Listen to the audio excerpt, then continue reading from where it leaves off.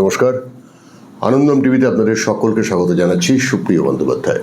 বন্ধুরা, আজ একজন বিশেষ অতিথি আমাদের সঙ্গে রয়েছেন, শ্রী লক্ষ্মীনারায়ণ ভালা। লক্ষ্মীনারায়ণজি ইনি মূলত সাংবাদিক, কিন্তু তার পাশাপাশি খুব নামকরা একজন লেখক, কবিও বটেন। এবং ওনার সম্প্রতি একটা অসাধারণ কাজ করেছেন লক্ষ্মীনারায়ণজি, সেটা হচ্ছে এই বইটি। এই দেখুন, এটার নাম হচ্ছে হামারা সংবিধান, ভাব এবং রেখাঙ্কন। এই যে কাজটা, এই কাজটা করার কারণটা কি? কেন আপনি সংবিধানের এই ছবিগুলোকে নিয়ে উৎসাহী হলেন? আজ থেকে প্রায় 5-6 বছর আগে যখন আমার উপরে হিন্দুস্তান সমাচারের দায়িত্ব ছিল, সারা ভারতে ঘুরতে হতো। তো হঠাৎ আমাদের যিনি প্রবন্ধক ডক্টর অমিত জৈন, উনি একটা বড় বই নিয়ে এলেন আর আমাকে উপহার হিসাবে দিলেন। আমি অবাক হয়ে গেলাম যে এত বড় বই নিয়ে তো কেউ প্রবাস করতে পারে না, ঘুরতেও পারে না, ব্যাগে তো রাখা যেতে পারে না। তো এটা কী বই? তো জানা গেল যে এটা সংবিধান, হাতে লেখা সংবিধানের ফটোকপি ওটা। আচ্ছা। তো পাতা পাল্টে দেখলাম, তো প্রত্যেক পাতা ভালোভাবে সাজানো আছে, মাঝে মাঝে কোনো চিত্রও আছে। সেজন্য আমার জিজ্ঞাসা আরও বাড়লো, আর ওটা নিয়ে আমি একটু গবেষণা শুরু করলাম। তাতে জানতে পারলাম যে নন্দলাল বোসকে দিয়ে এই সংবিধানের চিত্র আর সমস্ত সাজানোটা, সেই কাজটা করে নেওয়া হয়েছিল। মানে অলঙ্করণটা করেছিলেন নন্দলাল বোস। আচ্ছা, আর আমার টিম, পুরো টিম ছিল 7-8 জনের, শান্তিনিকেতন থেকে। হ্যাঁ। তো এই বিষয়টা কিভাবে এলো তখন জানতে পারলাম যে দেশ স্বাধীন হওয়ার আগে যখন ইংরেজরা মনস্থির করলো যে আমরা ভারত ছেড়ে দিব, আর ছেড়ে দেওয়ার কারণটা হলো 1939-এর দ্বিতীয় বিশ্বযুদ্ধ। তাতে ওদের অবস্থা খুব খারাপ হয়ে যাওয়ার জন্য তারা ঠিক করেছিল যে যেখানে যেখানে আমরা রাজত্ব করছি সব জায়গায় ছেড়ে দিব আর নিজের দেশটাকে সামলাবো। সেই জন্য ভারতও ছাড়বে, কিন্তু ছাড়ার আগে ওরা যে সংবিধান নিয়ে ভারতের পরিচালনা করছিল, সেই সংবিধানেরকে ভিত্তি করে স্বাধীন ভারতও যাতে সেইভাবে চলে, সেই জন্য তারা সেই সংবিধান সভার হাতে দিয়ে দিল, একটা সংবিধান সভা গঠন করে। আর 6 ডিসেম্বর 1946 সেদিন থেকে সংবিধান সভার কাজ শুরু হলো। মূল গ্রন্থ এই ছিল সংবিধানের অরিজিনাল কপি, যেটাকে বলা যেতে পারে। সেটা 1935-এ ইংরেজরা যে সংবিধান নিজে আয়ত্ত করেছিল আর কি, ভারত পরিচালনা করার জন্য, সেই সংবিধানের কপিটা মূল কপি ছিল, যেটা BN রাও ওনার মাধ্যমে ওটা অ্যাপ্রুভ করা হয়েছিল। আচ্ছা। তো সেই সংবিধানকে নিয়ে যখন বিভিন্ন আলোচনা সংবিধান সভায় ওটা নিয়ে চর্চা ইত্যাদি চলছে, সেই সময় এই প্রশ্নটা এসেছিল যে একটা ঐতিহাসিক কাজ হতে চলেছে, কাজেই এটাকে সুন্দরভাবে হাতে লিখে যদি সাজিয়ে আমরা রেখে দিই যাতে 1000 বছর টিকতে পারে এই ধরনের কাগজে, তো একটা ঐতিহাসিক কাজ হবে। তো সেই জন্য সেই ধরনের কাগজ সিলেকশন করা হলো, সেইভাবে তার রেডি হলো। আর 23 ইঞ্চি বাই 18 ইঞ্চি 23x18 সাইজে, হ্যাঁ, এই সাইজের কাগজ, চারিদিকে 5 ইঞ্চি জায়গা ছেড়ে দিয়ে মাঝখানে বক্সটা তৈরি করা হবে। আচ্ছা। আর সেই বক্সে লেখা হবে, এবং সেটা হাতে লেখা। তো এই ক্যালিগ্রাফিটা কে করেছিলেন? মানে হিন্দিতে লিখলেন বসন্ত কৃষ্ণ বৈদ্য। আচ্ছা। আর ইংরেজিতে যিনি লিখেছেন উনি হলেন, পুরো নামটা বলে দিচ্ছি, প্রেম বিহারী নারায়ণ রায়জাদা। আচ্ছা। তো প্রেম বিহারী নারায়ণ রায়জাদা খুব সুন্দর দুটো ভাষায় লেখা হলো, ইংরেজি এবং দুটোই হাতে লেখা হলো। দুটো হাতে লেখা। আচ্ছা। আর দুটোতে একই ধরনের সাজানো, পেজ যদিও কম বেশি ছিল, কিন্তু প্রথম পাতায় চিত্র আর তার প্রত্যেক পাতা সাজানো, এইভাবে তার পলিসিটা ছিল আর কি। তো 22টা ভাগে সংবিধান ভাগ করা আছে। আচ্ছা। তাতে কোনো ভাগে একটা বই, কোনো চিত্র, কোনো তাতে দুটো চিত্র, এভাবে করে টোটাল 28টা চিত্র আছে। আচ্ছা। তো সেই 28টা চিত্র নিয়ে আমি তখন ভাবতে শুরু করলাম যে চিত্রকার, যে কোনো চিত্রকারই হোক, তাকে যদি কোনো জায়গায় কিছু আঁকতে বলা হয়, তো সেই কী পরিবেশে আঁকতে হবে, কিসের জন্য আঁকতে হবে, সেই ভাবটা তার মনে আসে, আর সেইভাবে উনি আঁকেন। যেমন যদি কাউকে বলা হয় যে তার রান্নাঘর, তো রান্নাঘরের মতো চিত্র এঁকে দিন, তো সেই মতো চিত্র হবে। বেডরুম, তো বেডরুমের মতো চিত্র হবে। পুজো ঘরের মতো চিত্র হবে। তো সেইভাবে নন্দলাল বসু নিশ্চিতভাবে সংবিধানের বিষয়টা জেনে নিয়ে তার ভিত্তিতেই চিত্র এঁকেছেন বা চিত্রের সিলেকশন করেছেন। তো সেই জন্য আমি ওটা ভাবতে শুরু করলাম। তাতে সম্পূর্ণ সংবিধান পড়ার পর বুঝতে পারলাম যে প্রত্যেক ভাগের যা বিষয়, সেই বিষয়ের সাথে either the source of that subject are the result of that subject, না এই যে ব্যাপারটা চিত্রের মাধ্যমে ফুটিয়ে তুললাম। এখন এখানে কিন্তু একটা প্রশ্ন এসে যায়, সেটা এরকম যে ধরুন নন্দলাল বসু ছবি আঁকছেন, তাকে বলা হচ্ছে যে এই বিষয়ের ওপর ছবি আঁকতে হবে। ধরা যাক ভোট গ্রহণ পদ্ধতি বা নেতা নির্বাচন, তো সেই কি ধরনের ছবি এঁকেছেন নন্দলাল বসু সেক্ষেত্রে? সেটা প্রথম থেকে বললে ভালো হবে। যেমন ভাগ 1, তাতে ভারতের সীমানার বর্ণনা আছে। আর তার আগে আরেকটা কথা জানা উচিত যে সংবিধান সভার যে প্রতীক চিহ্ন, সেই প্রতীক চিহ্ন ছিল কিন্তু অখণ্ড ভারত। আচ্ছা, অখণ্ড ভারতের মাঝখানে হাতির চিত্র, আচ্ছা, হাতির মুখ, মানে গণেশের মুখ বলা যেতে পারে বা হাতির মুখ বলতে পারেন। তো এর পিছনে কারণ ছিল যে সংবিধান সভা এটাই মনস্থির করেছিলেন যে আমরা অখণ্ড ভারতের জন্যই সংবিধান লিখছি। আচ্ছা। আর মহাত্মা গান্ধী উনি বলেও ছিলেন যে আমি ভারতকে ভাগ হতে দিব না, আমার শরীর ভাগ হয়ে যাবে তখনই ভারত ভাগ হতে পারে, আমি বেঁচে থাকতে ভারতের ভাগ হতে দিব না। সেই জন্য সবার বিশ্বাস ছিল যে গান্ধীজি যেভাবে বলছেন, উনি যে কোনোভাবে অনশন করেই হোক, সত্যাগ্রহ করেই হোক, উনি ওটা আদায় করিয়ে নেন। সেই জন্য ভারত অখণ্ডই থাকবে। তো সেই জন্য অখণ্ড ভারতের চিত্র সামনে রেখেই সংবিধান সভার গঠন হলো। কিন্তু গান্ধীজির জীবন দশাতেই তো গান্ধীজি নিজের কথা মতো ওটা রাখতে পারেননি। তার কারণ, ওটা ঐতিহাসিক কারণ, সেটা আলাদাভাবে আলোচনা করা যেতে পারে। কিন্তু বলা যেতে পারে যে মহাত্মা গান্ধী ফেস নিয়ে নেহরু যা করতে যাচ্ছিলেন, তো নেহরুর প্রভাবে এসে বা নেহরুর চাপে মহাত্মা গান্ধীও পিছিয়ে গেলেন। এই হলো ঘটনাটা। তো যাই হোক, তো এখানে অখণ্ড ভারতের চিত্র নিয়েই সংবিধান সভার প্রতীক চিহ্ন তৈরি হলো। আর সেই জন্য ওরা প্রথম ভাগের যেটা সীমানা নিয়ে লেখা আছে, তাতে ওদের মনে কিন্তু এটাই ছিল যে আমরা আজকে না হয় কালকে অখণ্ড ভারত পাবই। আচ্ছা, কাজেই মহানজোদারো, যেটা আজকের ভারতবর্ষে নাই, পাকিস্তানে আছে, ওটাকে তারা প্রথম ভাগে প্রতীক চিহ্ন, মানে চিহ্ন হিসাবে নিল। মানে মহেঞ্জোদারোর যে সিলগুলো আমরা দেখতে পাই সেরকম, সেই সিলটা প্রথম ভাগে। দ্বিতীয় ভাগ তাতে ছিল যে আমাদের নাগরিকত্ব। তো নাগরিকত্ব কী ধরনের থাকবে, নাগরিকত্ব থাকতে গেলে কি নিয়ম, সেটা সব সংবিধানে লেখা আছে।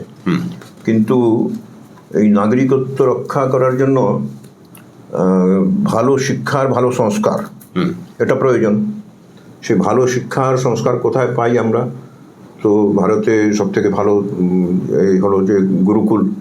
সেজন্য গুরুকুলের চিত্র এঁকে দিয়েছেন যে গুরুকুলের শিক্ষা প্রণালী সমস্ত ভারতবর্ষে ছড়িয়ে দিন, নাগরিকত্বের রক্ষা হবে। অথচ গুরুকুলের শিক্ষা কিন্তু আমরা আর পেলাম না।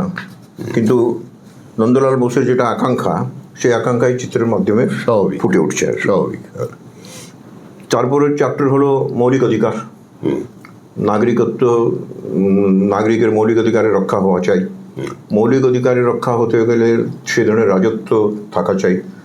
তো সেই শ্রেষ্ঠ রাজত্ব বা রাজ্য ব্যবস্থা, সেটা হলো রামরাজ্য। সেই জন্য উনি রামরাজ্য যিনি স্থাপন করলেন, সেই রাম, লক্ষ্মণ, সীতা তিনজনের চিত্র দিয়ে এখানে। আচ্ছা, ওই ছবিতে কি হনুমানও আছেন? না, বজরংবলী নেই। না, রাম, লক্ষ্মণ, সীতা। এতে পুষ্পক বিমানে বসে অযোধ্যায় যাচ্ছেন। আচ্ছা। মানে লঙ্কা বিজয়ের পর রামের সামনে একটা প্রলোভন বলা যেতে পারে বা ইচ্ছা প্রকাশ করা হয়েছিল যে এখন আর অযোধ্যা করে কী করবেন, এখানে আপনি জয় করেছেন, এখানে রাজত্ব করুন। কিন্তু উনি বললেন যে না, আমাকে অযোধ্যায় যেতে হবে, জননী জন্মভূমিশ্চ স্বর্গাদপি গড়িয়েছি, কাজে আমি অযোধ্যায় যাব, আর সময় খুব কম, সেই জন্য কোনো বিমানের ব্যবস্থা হলে ভালো। তো বিভীষণ এই পুষ্পক বিমানের ব্যবস্থা করে দিলেন। সেই পুষ্পক বিমানে বসে উনি অযোধ্যায় যাচ্ছেন রামরাজ্য স্থাপন করার জন্য। এই ধরনের চিত্র উনি এঁকে দিলেন। আচ্ছা, এটা গেল তৃতীয় ভাগ। হ্যাঁ, এবারে চতুর্থ ভাগে। তারপর চতুর্থ ভাগে নাগরিক মানে মৌলিক অধিকারের রক্ষা হলে সেই নাগরিককে নীতি নির্ধারক তত্ত্ব জানতে হবে। তো সেই নীতি নির্ধারক তত্ত্ব সেটা কোথায় পাবো? সংবিধানে লেখা আছে, কিন্তু সেই সংবিধানের বিষয়ের মূল স্রোতটা কোথায়? তো উনি গীতার সাহায্য নিলেন। আর কৃষ্ণ অর্জুনকে গীতা শোনাচ্ছেন, সেই চিত্রটা এঁকে দিলেন। আচ্ছা, যে গীতার অধ্যয়ন করুন, মৌলিক এই আপনার নীতি নির্ধারক তত্ত্বের সব কিছু পাবেন। তো এইভাবে গীতা জ্ঞানের বিষয়ে উনি সংকেত দিলেন। তারপর বিষয়টা এলো যে এখন এখানকার প্রশাসন, তার ব্যবস্থা, তাতে কোনো প্রধানমন্ত্রী থাকবে, রাষ্ট্রপতি থাকবে, তাদের মানসিকতা কীরকম হওয়া চাই, কী ধরনের মানসিকতা নিয়ে তারা রাজত্ব করবে, যাতে যেটা আমরা রামরাজ্য স্থাপন করতে চাইছি বা ভালো একটা রাজত্ব স্থাপন করতে চাইছি, তার জন্য অহিংসার সাহায্য নিতে হবে, জনজাগরণ করতে হবে, জনতাকে সংগঠিত রাখতে হবে। ঠিক। তো সেই কাজটা মহাত্মা বৌদ্ধ উনি করেছিলেন। সেই জন্য বুদ্ধের চিত্র এখানে এঁকে দিয়েছেন। বুদ্ধ এবং শিষ্যদের সঙ্গে রয়েছেন। শিষ্যদের সাথে বুদ্ধ বসে আছেন।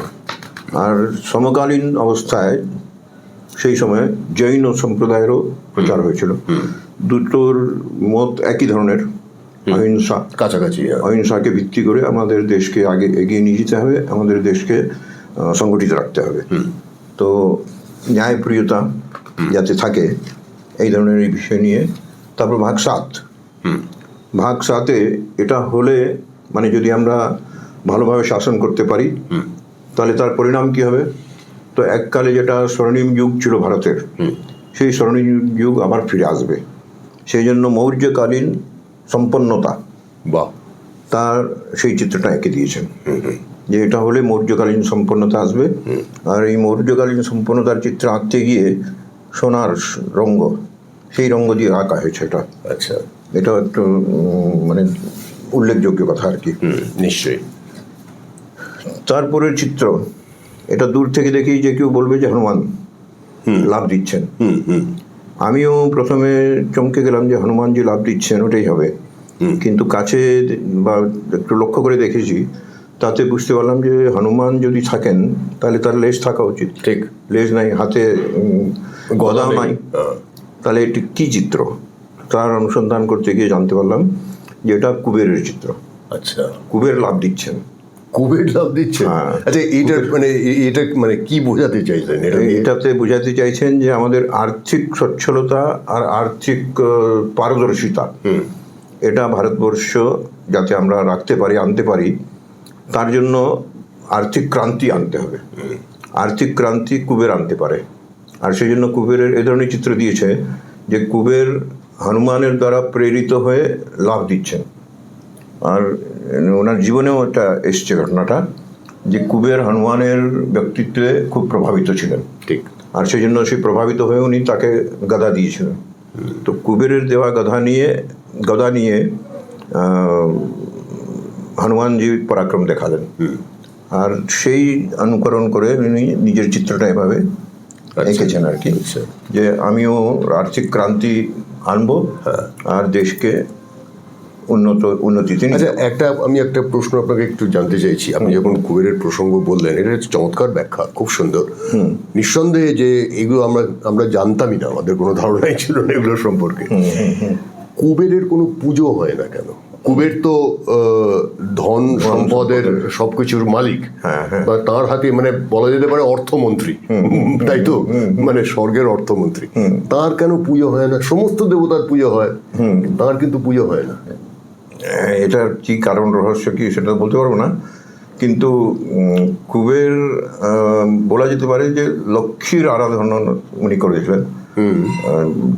ধনের দেবতা হলেন লক্ষ্মী, হ্যাঁ, ইনি শুধু রক্ষাকর্তা। ইনি রক্ষাকর্তা। হ্যাঁ, কাজেই আমি একটা ওনাকে দেবতা জায়গায় বলা যাবে না। একটা ব্যাখ্যা পড়েছিলাম, যেহেতু উনি সম্পদটাকে নিজের কাছে রাখেন, সঞ্চয় করে রাখেন এবং সেখান থেকে কোনো খরচা করেন না, সেজন্যই নাকি ওনার পুজো হয় না। এটা কি ঠিক? না না, খরচা তো করেন উনি। খরচা না করলে কি করে উন্নতি হবে? না, মানে কুবের এইটা দিলেন কাউকে, অর্থ দিলেন বা সম্পদ দিলেন, এটা কিন্তু আমরা দেখতে শুনি না। উনি মানে ধনরক্ষক, এটা ঠিকই, কিন্তু ধনরক্ষক হলেও উনি কৃপণ নয়। উনি বিতরণ করতেন, কাজ করিয়ে নিতেন, আচ্ছা, আর তার হিসাব রাখতেন। আচ্ছা, তো সেই জন্য একজন হিসেব রক্ষক হিসাবে তাকে ধরা হয় আর কি। কিন্তু আশ্চর্য ব্যাপার যে তার কোনো পুজো হয় না। সমস্ত দেবদেবীর পুজো হয়, কিন্তু পুজো হয় না। পরেরটা, তারপরের চ্যাপ্টারে আমরা দেখেছি যে এখানে বিক্রমাদিত্যের দরবার, শাসনের বিকেন্দ্রীকরণ, আচ্ছা, এটা কিভাবে হতে পারে তার ব্যাখ্যা করেছে এখানে। আচ্ছা, তো বিক্রমাদিত্য শাসনের বিকেন্দ্রীকরণেরও প্রতীক ছিলেন, আর তার আসনে বসার পর উনি যা ন্যায় দিবেন সেটা অকাট্য হবে, এই ধরনের একটা আমরা শুনেছি আর কি। তো সেই জন্য পঞ্চায়েতি রাজ পর্যন্ত, একদম নিচে পর্যন্ত, যাতে সেই শাসন ব্যবস্থা আর ন্যায় ব্যবস্থা আমরা রক্ষা করতে পারি, তার সংকেত হিসাবে এই চিত্রটা উনি এখানে এঁকে দিয়েছেন। বাহ। এরপর তারপরের চিত্র হলো শিক্ষা যাতে সর্বসুলভ হয়, সব জায়গায় যেতে পারে, একদম পঞ্চায়েতি রাজ্য থেকে আরম্ভ করে উপর পর্যন্ত। আর সেই শিক্ষা কী ধরনের হবে? তো আমাদের শিক্ষা ব্যবস্থার সব থেকে শ্রেষ্ঠ, যেটাকে বলা যেতে পারে তৎকালীন গুরুকুল, নালন্দা বিশ্ববিদ্যালয়। তো নালন্দা বিশ্ববিদ্যালয়ে যেভাবে বিশ্ব থেকে বিভিন্ন জায়গা থেকে লোকেরা আসতো, তো সেই ধরনের শিক্ষা ব্যবস্থা যাতে সমস্ত ভারতবর্ষে আমরা ছড়িয়ে দিতে পারি, সেই সংকেতটা দিয়ে উনি এই চিত্রটা এঁকে দিলেন। আচ্ছা, যে যদি উন্নত হতে হয় তাহলে শিক্ষা সর্বসুলভ হওয়া চাই, আর সেটা উন্নত মানের হওয়া চাই। ঠিক। কেন্দ্র রাজ্য সম্পর্ক, এটা কি ধরনের থাকা উচিত, তার একটা আদর্শ উদাহরণ হলো আমাদের দেশে যে একজন রাজা নিজের সাম্রাজ্য স্থাপন করে অন্যকে প্রশ্রয় দিবে, তার জন্য এই অশ্বমেধ যজ্ঞ করে থাকে আর কি। তো সেই অশ্বমেধ যজ্ঞের স্পিরিটটা হলো, তার ভাব ধারণাটা, যে তার অশ্ব আর তার সেনা এক একটা পাশের রাজ্যে যাবে, ওদের সাথে হয় যুদ্ধ হবে বা শক্তি প্রদর্শন হবে। সেই শক্তি প্রদর্শনে যদি ওরা জিতে যায় তাকে রাজা মানবে, যদি ও জিতে যায় তাকে শরণ দিবে। তো এইভাবে এক অপরের সাথে সামঞ্জস্য রেখে কিন্তু পরাক্রমের মাধ্যমে নিজেকে স্থাপিত করে যে রাজ্য বিস্তার হবে, সেটা কেন্দ্র রাজ্য সম্পর্ক যাতে ঠিক থাকে, সেই ব্যবস্থাটা এই ভাগ 11 নম্বরে দেওয়া আছে। তো তার জন্য আমাদের প্রাচীনকালে যে ব্যবস্থাটা ছিল, সেই ব্যবস্থা এখানে উনি এঁকে দিয়েছেন। আচ্ছা। আর এই ধরনের ব্যবস্থা হলে আর্থিক সুচিতা, আর্থিক পারদর্শিতা, এটা আরও বেশি গুরুত্ব বাড়বে। আচ্ছা, এই যে আপনি বললেন যে 28টা ছবি আছে, তাই তো? এর মধ্যে কোনটা আপনার কাছে মনে হয়েছে খুব অ্যাপ্রোপ্রিয়েট এবং খুবই মানে আকর্ষক? কোনগুলো মনে হয়েছে আপনার? আমার তো প্রত্যেক চিত্রটা মানে নন্দলাল বোস খুব ভেবে চিনতে সিলেকশন করেছেন বা এঁকেছেন, এটা আমার ধারণা হয়েছে আর কি। ওনার যে একটা ভুল হয়েছে এক জায়গায়, সেই ভুলের কথাটাই এখন আসছে। আচ্ছা, ভাগ 12 নম্বর 12 নম্বরে আর্থিক সচ্ছলতা আর আর্থিক পারদর্শিতা রাজ্য আর কেন্দ্রের মাধ্যমে এদের ভিতরে থাকা উচিত। সেই জন্য শুভের প্রতীক স্বস্তিক উনি এঁকে নিলেন, আর তার ফলে যেটা আনন্দ পাবো, সেই আনন্দের প্রতীক হলেও এই নটরাজ। তো নটরাজ আর স্বস্তিক দুটো উনি সিলেকশন করে নিলেন, কিন্তু অসাবধান বশতে স্বস্তিক উল্টা হয়ে গেল, এ বাবা, যেটাকে অশুভ বলা হয় আর কি। আর নটরাজ খণ্ডিত হয়ে গেলেন। এর কারণ হলো নন্দলাল বোসকে দেওয়া হয়েছিল যে 8 ইঞ্চি বা 5 ইঞ্চি এই জায়গাটা উনি কভার করবেন, চিত্র আঁকবেন। উনি যাকে নটরাজের চিত্র আঁকতে দিলেন ও দাঁড়ানো অবস্থায় চিত্র এঁকে দিল। এই স্বস্তিকটা এখানে ছিল এইভাবে। কিন্তু যখন বলা হলো যে এটা তো ভুল হয়ে গেল, আপনার জায়গাটা এইটুকুই আছে, সেই জন্য উনি কোনোভাবে ম্যানেজ করে এটাকে এদিকে দিয়ে দিলেন, আর এটাকে একটু অ্যাডজাস্ট করার জন্য পন্ট্রি করতে গিয়ে ওটা কেটে গেল। আচ্ছা আচ্ছা আচ্ছা। তো এইটা হচ্ছে সংবিধানের মানে ছবিগুলোর মধ্যে ভুল বা একটা বড় ভুল, এটা অসাবধানবশত এটা ভুল হয়ে গেছে আর কি। স্বস্তিক যে উল্টে গেল সেটা কি কারোর চোখে পড়লো না, কারোর খেয়াল পড়লো? হ্যাঁ, এটাও ঘটনা বলি। এই পুরো বইটা লেখার পর যখন আমার কাছে একটা প্রশ্ন এলো যে আমাকে কে চেনে, যার জন্য আমি বই লিখলাম আর তার স্বীকৃতি হবে, কাজেই সংবিধানের সাথে জড়িত যে লোক তাদের ভূমিকা যদি এটাতে থাকে তাহলে ভালো হবে। তো প্রথমে আমি আইনমন্ত্রীর কাছে গেলাম। আইনমন্ত্রী খুব খুশি হলেন আর উনি লিখে দিলেন প্রস্তাবনা। কিন্তু আমার কয়েকজন প্রশ্ন তুললো যে আইনমন্ত্রী তো আজকের লোক, সংবিধান তৈরি হয়েছে 70 বছর আগে, ঠিক। তো সেই সংবিধান সভার সাথে জড়িত কেউ যদি থাকে তার ভূমিকাটা হলে বেশি ভালো হয়। তো সেই জন্য অনেক খুঁজলাম, তাতে সেই সময়কার তো কেউ জীবিত নাই। কিন্তু তার কন্টিনিউয়েশনে একজন লোক পেলাম, ডক্টর সুভাষ কাশ্যপ। আচ্ছা। যিনি সংবিধানের উপরে প্রচুর বই লিখেছেন আর ওনার বই দিয়েই সমস্ত দেশে পড়ানো হয় আর কি। আচ্ছা। তো ওনার কাছে গেলাম। আজকে উনি 90 বছর বয়সের উপরে আছেন আর কি। তো 5 বছর আগে যখন গেলাম তো উনি বসে আছেন নিজের চেয়ারে, আমি গিয়ে নমস্কার করলাম। উনি জিজ্ঞাসা করলেন, बोले वो क्या बात है? मैं आपके पास आया हूँ, मैंने संविधान पर कुछ लिखा है, तो उसमें आपकी भूमिका मिल जाए तो अच्छा रहेगा। बोले आपने संविधान पर लिखा है, कौन है आप? मैं लक्ष्मी नारायण भाला। क्या करते हैं? मैं संघ का प्रचारक हूँ, समाज सेवा करता हूँ।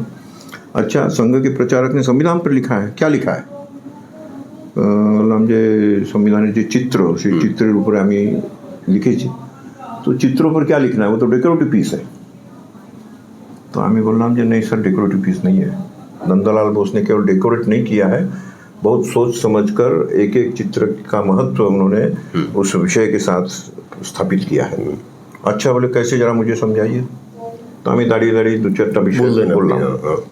बोलार पर যখন सब सुने যাচ্ছেন, बोले इतना सोचा होगा उन्होंने, इतना सोचा होगा। मैं कहा हाँ, बिना सोचे तो कोई चित्रकार चित्र नहीं निकालता है, लेकिन इतना सोचने के बाद भी वो भी आखिर मनुष्य है, मनुष्य के हाथ से गलतियां हो जाती है। तो उनके हाथ से भी एक असावधानी वर्ष गलती हो गई है। क्या गलती हुई है? मैंने कहा स्वस्तिक उल्टा हो गया और नटराज खंडित हो गए। हाँ, इतनी बड़ी गलती होगी? आपने संविधान देखा भी है? और बिना देखे तो मैंने लिखा नहीं है सर, पूरा देख कर लिखा है, जरा मुझे दिखाइए। तो আমি বললাম যে কোথায় রাখা আছে বলুন। তো এই দুটো সংবিধান ওখানে রাখা ছিল, হিন্দি ইংরেজি দুটোই।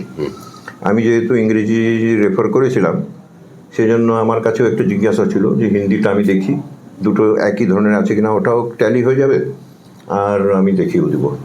সেই জন্য আমি হিন্দিটাও তুলে নিয়ে এলাম, ওইটা দেখালাম 12 ভাগ 12, আর খুলে দেখালাম এই নটরাজ খণ্ডিত আর স্বস্তিক উল্টো। উনি একবার এদিকে তাকাচ্ছেন, একবার আমার দিকে তাকাচ্ছেন, তাকিয়ে বলছেন যে 70 वर्षों से हम इस पर काम कर रहे हैं, आज कभी नजर नहीं आया, आज तक किसी के ध्यान में नहीं आया कि स्वस्तिक उल्टा है, नटराज खंडित है। अजीब बात है। आपने तो बहुत बड़ा काम किया, बैठी बैठी बैठी बैठी। तब आपको बैठने के लिए बोला? हाँ। उसके पहले नहीं बताया? उससे पहले मैं बात कर रहा हूँ। पहले तो ये भी पूछा था कि हाँ है कौन संविधान, आप है कौन अब संविधान के ऊपर, अब कैसे इतना बड़ा कैसे निकल गया? পাণ্ডুলিপি দিয়ে এত লোক তো দেখেছে না, এত লোক তো কেউ খেয়াল করেনি সংবিধান সভাতে এত মানুষের চোখে বাস এইটাই আর কি, ডেকোরেটিভ পিস। ও হ্যাঁ, তারপর কেউ এই দিকটা নিয়ে ভাবেননি। তো আবার আমাকে অনেকেই বললো যে আচ্ছা उल्टा स्वस्तिक माने जो काम इसने किया था হিটলার ने, তখন আমি আবার হিটলারকে খুঁজতে গেলাম, হিটলার কি ভুল করেছিল দেখি। তো হিটলার তো শুধু ক্রস করেছে বাস এইটুকু, স্বস্তিক কিন্তু ঠিকই ছিল, ক্লকওয়াইজে ছিল। এটা তো পুরো অ্যান্টি ক্লক। হ্যাঁ, এবং সেটা যে ভাগে পড়েছে সেটা হচ্ছে আর্থিক আর্থিক সচ্ছলতা সচ্ছলতার জন্য আর পারদর্শিতা। তার মানে পুরো উল্টে গেছে ব্যাপারটা। হ্যাঁ, আজকে যে ভ্রষ্টাচার ভারতবর্ষে, যেটাকে আমরা মেটাতে পারছি না, হটাতে পারছি না, তার কারণে এই দুটো অশুভ চিহ্ন লেগে গেল আর কি। কিন্তু এটা এটা এটা আপনি কি করে বলছেন যে এটা আমি এর জন্য এটা হলো? এটা লিখেছি আমি। अच्छा, स्वस्तिक निर्माण कैसे होता है वो भी लिखा है। और ये उन्होंने स्वस्तिक तो ठीक निर्माण किया, लेकिन उसका जो सील बनाया था वो सीधा स्वस्तिक होने के कारण उसको जब मारा गया तो उल्टा हो गया। और ये नटराज এই ওই জায়গার জন্য খোদিত হয়ে গেছে। জায়গাটা এইদিকে ছিল, ওর উনি এঁকে দিলেন এইভাবে, সেই জন্য ওটা কাটতে হলো। এই হিন্দিটাও তাও এর উপরে ওভারল্যাপিং হয়নি, ইংরেজি এর উপরে ওভারল্যাপিং করে লিখতে হয়েছে। ও বাবা, হ্যাঁ, এটা আমাদের জায়গা, এটা লিখলো কেন? ইংরেজিতে কি বেশি পাতা আছে? হ্যাঁ, ইংরেজি বেশি কথা, হিন্দি একটু ছোট অক্ষরে লিখেছেন উনি, বসন্ত কৃষ্ণ বৈদ্য, আর ইংরেজিটা একটু ছড়িয়ে লেখা হয়েছে। আচ্ছা, এগুলো আমরা না হয় এটা দেখবো, মানে স্ক্রিনে আমরা, মানে দর্শক বন্ধুরা আপনারা দেখতে পাচ্ছেন যে স্ক্রিনে এই আমাদের এই বইতে যা যা রয়েছে লক্ষ্মীজির বইতে, সেগুলো আপনারা দেখছেন। তো আমি একটু অন্য প্রসঙ্গে আসছি আপনার কাছে। আমি জানি যে আপনি সাংবাদিকতার পাশাপাশি আপনি শিক্ষকতাও করেছেন দীর্ঘদিন, হয়তো না ঠিক শিক্ষকতা করেননি, মানে শিক্ষণের সঙ্গে শিক্ষণের সঙ্গে যুক্ত ছিলাম, শিক্ষা ব্যবস্থার সঙ্গে যুক্ত। হ্যাঁ, শিক্ষকদের প্রশিক্ষণ আমি করিয়েছি। শিক্ষকদের প্রশিক্ষণ, মানে সেটাও তো শিক্ষকতা হলো, নাকি হলো না? তো আপনি তো বোধহয় বাইরেও গেছেন কাজে, ভারতের বাইরেও গেছি, মরিশাসে, ওখানেও বিদ্যালয় আরম্ভ। অভিজ্ঞতাটা কিরকম মরিশাস আপনার? মরিশাসে আমি শিশু শিক্ষার একটা কেন্দ্র স্থাপন করেছিলাম। এটা কত সালের কথা বলছেন? এটা হলো 2010-11। আচ্ছা আচ্ছা, 9-10-11, এই 2-3 বছরের ভিতরে আমি মরিশাসে গিয়ে এটা স্থাপন করেছিলাম। তো ওখানকার শিক্ষামন্ত্রী, ওখানকার প্রধানমন্ত্রী, ওরা আমাদের বিদ্যালয়ে ভিজিট করতে এসেছিলেন, দেখে গেলেন, দেখে খুবই খুশি হলেন যে শিশু শিক্ষাকে যে এত গুরুত্ব দেয় ভারত, আর ওটা আপনি এখানে স্থাপন করলেন, এটা তো আমাদের কাছে একটা মানে খুব বড় জিনিস। কাজেই আপনি খুব বড় উপকার করেছেন আমাদের উপরে, এইভাবে উনি প্রশংসা করেছিলেন। আচ্ছা, কারণ ওখানে শিশু শিক্ষা মানে কোনো দরকার নেই, ক্লাস 1 থেকে পড়বে, তার আগে কি প্রয়োজন, এই ধরনের একটা ধারণা ছিল আর কি। আচ্ছা আচ্ছা। কিন্তু যখন আমি এই শিশু বাটিকা, এই ধরনের শিশু শিক্ষার যেটা বিদ্যাভারতীর ব্যবস্থা আছে, সেই ব্যবস্থা অনুসারে শিশু শিক্ষা ব্যবস্থা স্থাপন করলাম, তাতে ওরা খুবই খুশি হলেন, আর এই ধরনের কথাটা বললেন আর কি। আচ্ছা, আমাদের আজকের আলোচনা এ পর্যন্তই। আবার আগামী পর্বে দেখব পরবর্তী পর্বটি এবং জানবো সে ব্যাপারে। আপনাকে অসংখ্য ধন্যবাদ জানাই আমাদের সঙ্গে যোগ দেওয়ার জন্য, লক্ষ্মীনারায়ণ বালাজি।